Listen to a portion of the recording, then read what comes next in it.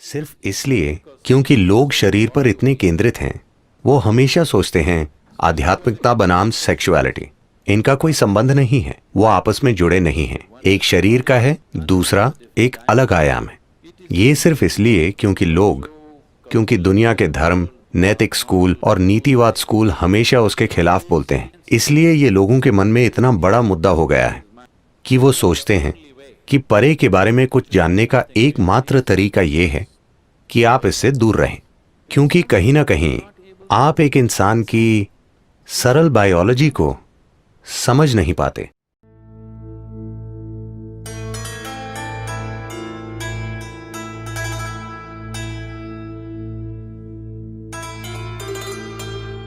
सदी है कि आप साधारण बायोलॉजी को स्वीकार नहीं कर सकते। आपको या तो उसका जश्न बनाना होता है या उसे नाली में फेंक देना होता है। दोनों जरूरी नहीं है। You can look at it for the limitation that it is and for the possibility that it is. आप उसकी सीमाओं को देख सकते हैं और उसकी संभावनाओं को देख सकते हैं। तो अगर सेक्स की अपवित्रता के कारण आपकी आध्यात्मिकता में बाधा पड़ रही है, तो मैं आपको बताना चाहता हूं कि आपका जन्म ही अपवित्र है। जब जन्म ही अपवित्र है तो आपके लिए संभावना कहां है? आपके लिए कोई संभावना नहीं है, सिर्फ अगर आप कहीं और से गिरते। अगर सारस आपको गिरा जाता तभी आपके आध्यात्मिक होने की कोई संभावना होती। अगर आपकी मां ने सामान्य रूप से जन्म दिया है तो आपके लिए कोई संभावना नहीं। तो मूर्खतापूर्ण विचारों के कारण हम या तो किसी चीज को बढ़ा चढ़ाकर कहते हैं या अनावश्यक रूप से उसे दबाने की कोशिश करते हैं। इसकी आपके जीवन में एक भूमिका है। अगर आप इसे बहुत बड़ा बना देंगे तो आपका दिमाग विकृत हो जाएगा। अगर आप उसे मिटाने की कोशिश करेंगे तो आपका दिमाग और अधिक विकृत हो जाएगा। आखिरकार अब मैं बोल रहा हूं, ये एक तरह की ऊर्जा है। आप मेरी ओर देख रहे हैं, ये एक तरह की ऊर्जा है।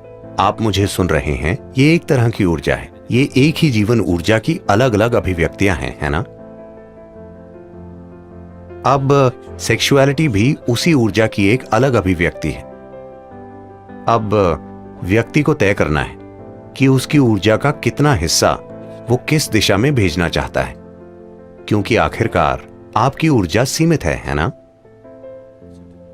देखिए, ये ऐसा है, आपकी आय, मान लीजिए आपकी मासिक आय $5000 है। कितना घर के किराए के लिए, कितना खाने के लिए, कितना पढ़ाई के लिए, कितना सिर्फ मनोरंजन के लिए, कितना छुट्टियों के लिए आप बांटते हैं, है ना? कल सुबह आपको तनख्वाह मिली, शाम में आप बाहर गए और उसे उड़ा दिया। अब अगले महीने परेशानी हो जाएगी, है ना? आपके जीवन में सब कुछ, अगर आप अपने जीवन को समझदारी से चला रहे हैं, आपके जीवन में सब कुछ आपकी समझ, आपकी जरूरत और आपकी क्षमता के अनुसार बांटा हुआ है कि नहीं? हां, आपका पैसा, समय, ऊर्जा, क्या सब कुछ बांटा हुआ नहीं है? जिस तरह आप उसका प्रबंध करना चाहते हैं, यह भी वही चीज है। कितना होना चाहिए? पहले तो क्या आपको उसकी जरूरत है, या आप उसे कर रहे हैं क्योंकि आप सामाजिक रूप से बाध्य हैं? अगर जरूरत है और मैं आपको उसे रोकने के लिए कहता हूं, तो आप विकृत हो जाएंगे, क्योंकि वो सब आपके दिमाग में होगा। अगर कोई आपको कह रहा है तुम्हें यह करना है, अगर तुम इसे नहीं करोगे तो तुम नॉर्मल नहीं हो, तो दूसरी तरह की विकृति आएगी। दोनों जरूरी नहीं है। आखिरकार आप किसी पुरुष या स्त्री के पीछे नहीं जा रहे, आप सुखदता के एक स्तर के पीछे जा रहे हैं। एक बार आप एक स्तर की सुखदता का अनुभव कर लेते हैं, तो क्या आप इसमें और गहराई तक नहीं जाना चाहेंगे? क्योंकि जो भी सुखदता घटित हुई, शायद आपने दूसरे व्यक्ति का इस्तेमाल किया, मगर सुखदता आपके भीतर घटित हुई, सही है? तो मान लीजिए वैसे भी सुखदता आपके भीतर घटित हो रही है, दूसरा व्यक्ति उसे खोलने की बस एक चाबी है। क्या आप नहीं चाहेंगे कि चाबी आपके हाथ में ही हो? हां, कि अगर आप इस तरह बैठें, आप पूरी तरह ऑन हो, आपको किसी की जरूरत नहीं है। नहीं, देखिए, कोई चीज, आपके जीवन में कोई चीज, चाहे सुख के लिए हो, पैसे, प्रेम, ये वो, चाहे किसी भी चीज के लिए, जैसे ही आप दूसरे व्यक्ति पर निर्भर हो जाते हैं, इस धरती पर कोई भी वास्तव में भरोसे लायक नहीं है ना? तो इस संदर्भ में लोगों ने ब्रह्मचार्य की बात की होगी, क्योंकि उन्होंने कहा थोड़ा विराम दो, क्योंकि किसी से सुख निकालने के लिए आपको कई चालें चलनी पड़ती हैं। वो आराम से नहीं हो जाता। इसे कोर्टिंग कहते हैं। उसमें काफी समय, प्रयास, ऊर्जा और तमाम दूसरी चीजें लगती हैं। निराशाएं, ईर्ष्याएं, समस्याएं, सब कुछ उससे जुड़ा होता है।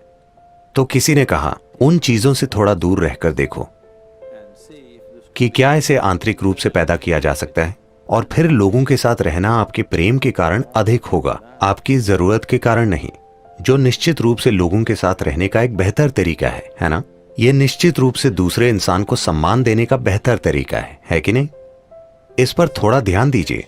उस पर और उस पर और उस पर ध्यान देने के बजाय इस पर थोड़ा अधिक ध्यान दीजिए।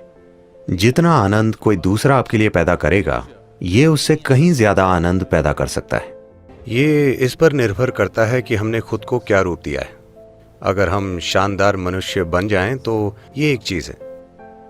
अगर हम मानवता की बदसूरत अभिव्यक्ति बन जाएं तो ये निश्चित रूप से पहला पाप है। ये एक गलती है। पाप बहुत कठोर शब्द है, शायद ये एक गलती है। तो दुनिया में बहुत सारी गलतियां हो रही हैं, इसके बारे में कोई प्रश्न नहीं। आपका दावा है कि सराहना या पूजा करते हैं उनकी जिन्हें सृष्टा कहा जाता है, लेकिन आपको सृष्टि से बहुत बड़ी समस्या है। अगर आप सृष्टि की सराहना नहीं करते तो आपको सृष्टा की पूजा क्यों करनी चाहिए? वो जिन्होंने इतना बुरा काम किया, ये बनाया कि आपके पैदा होने का भी एक ही तरीका है, पाप के द्वारा, मुझे लगता है उन्हें दूर कर देना चाहिए।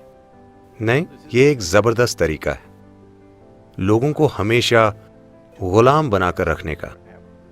अगर आप उन्हें अपने शरीर की प्रक्रिया को भी स्वीकार नहीं करने देते हैं तो वो जीवन में किसी भी चीज को स्वीकार नहीं करेंगे। वो हमेशा निर्भर रहेंगे एक संस्थान या व्यक्ति या किसी चीज पर जो संपर्क रखने का दावा करती है।